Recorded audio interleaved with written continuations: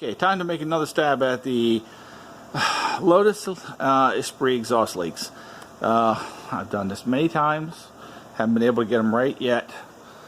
I just think the age of the metal doesn't allow for a good fit. So let's go over in here where we've got issues. Major issue that's hard to get sealed is the flange connection here. This flange connection, there's no gasket.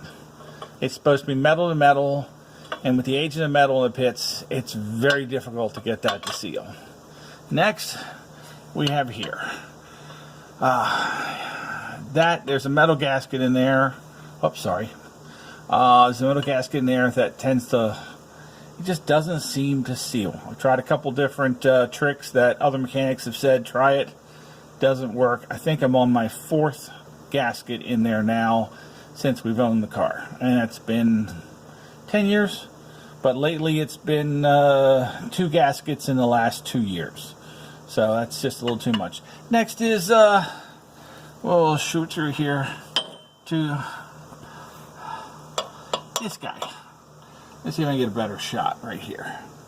Let's see, yeah, that gasket right here, this gasket,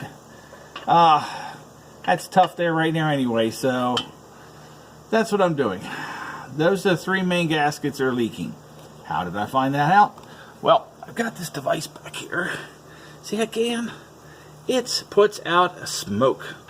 It's a nice little smoke generator, puts it in the exhaust system with a little bit of air pressure, I mean small amount of air pressure, and then we watch all the joints and we see where it comes out. So yeah, the major culprits are there. Okay, we'll see after I get it apart what it looks like, and then go from there.